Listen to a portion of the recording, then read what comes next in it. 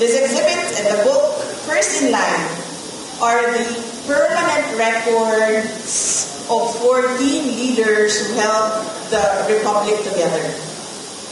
They were not, 14 lang kasi yung hindi pa tapos yung pinaka-15. Hindi natin alam kung ma-impeach siya o hindi. So hindi pa tapos ang kwento niya. To former President and now Congresswoman Gloria Macapagal-Arroyo, to the officers of the Ayala Group of Companies, to our very important guests, mga kababayan, mga kaigsuunan kong Davaoenyo, Assalamualaikum warahmatullahi wabarakatuh. Madayaw, umayong adlaw, kaninyong tanan. Magandang araw sa inyong lahat.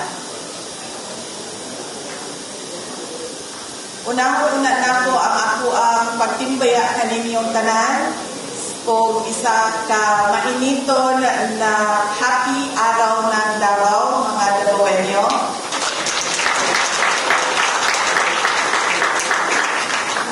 O ang amuang pagpasalamat sa inyong pagsuporta sa 90th anniversary celebration sa Office of the Vice President, sa amuang pop-up exhibit karon o sa amuang book signing kauban si former President Gloria Macapagal-Arroyo. Daghan kayong salamat.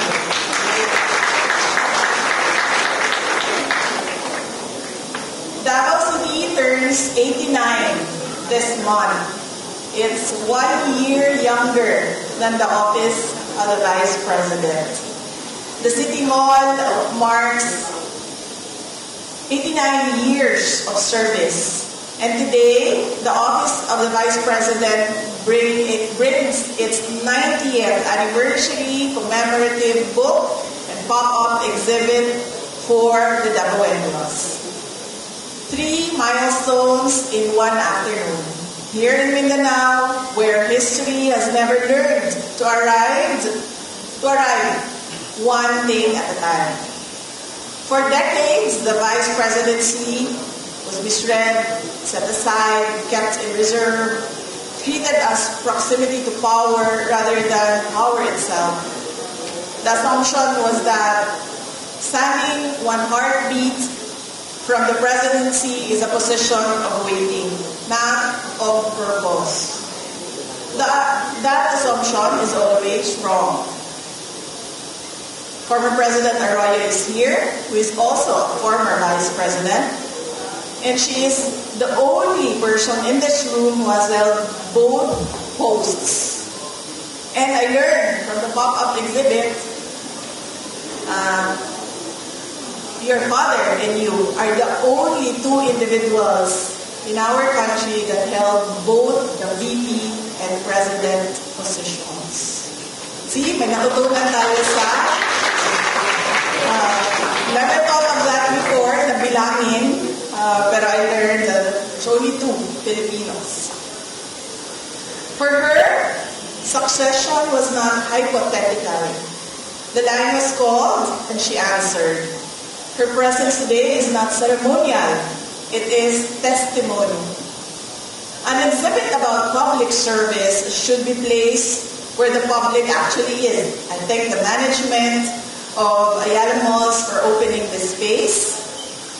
Alongside our private sector partners, we are bringing extra plus ordinary to 90 locations across the archipelago, bringing history to Filipinos.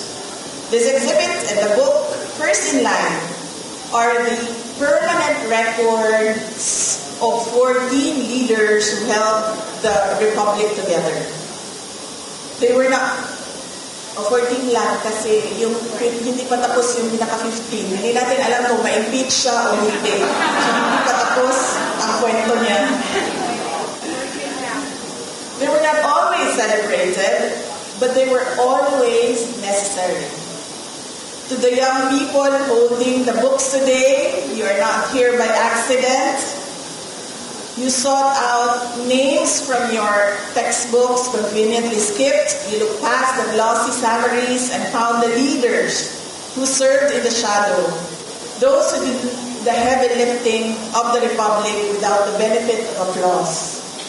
But I challenge you, do not stop at these pages. History is often written by the victors and edited by the comfortable. I dare you to dig deeper into the nuances and counter-narratives that have been pushed to the margins. A book shows a timeline, but only a patriot uncovers the truth between the lines. Study the decisions made by the VPs that were unpopular but necessary. Question the silence of the archives. Understand that our history is not just a collection of grand speeches, but a series of difficult, often messy, human choices. I ask you to be the keepers of the record, because every republic stays alive, not just because it has a past, but because its youth has the courage to demand a history that is honest, complete, and unvarnished. Duty, continuity, legacy. Don't just read about them, defend them. Atong pananigdan ang dungog sa atong nasod. Let us stand for the honor of our nation.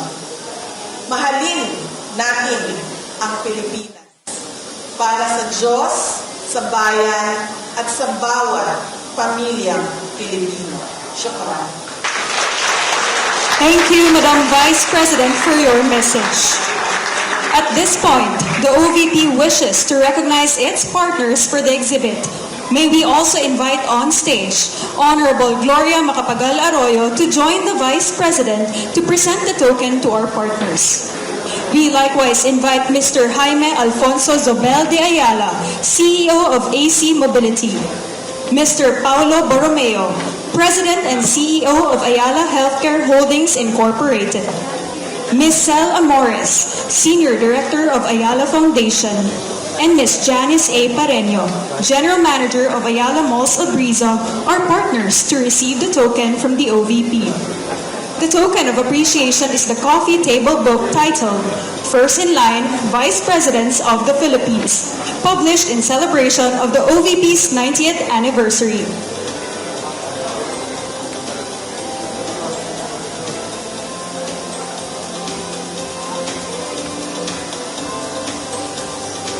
Thank you very much to our partners. A round of applause, please.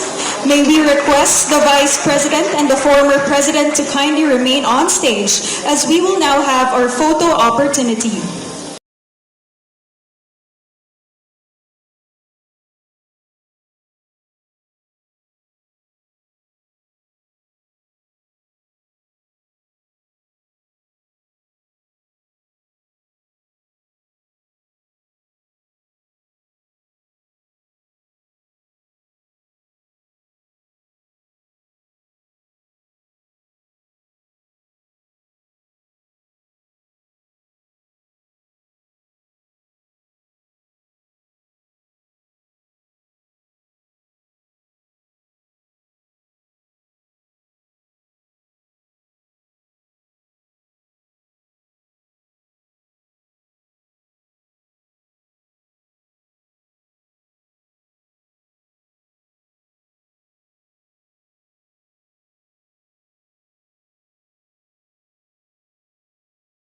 Our partners.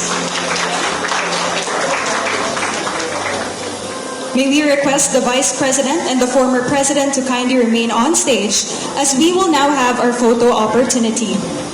For our first batch, may we invite on stage our representatives from Blue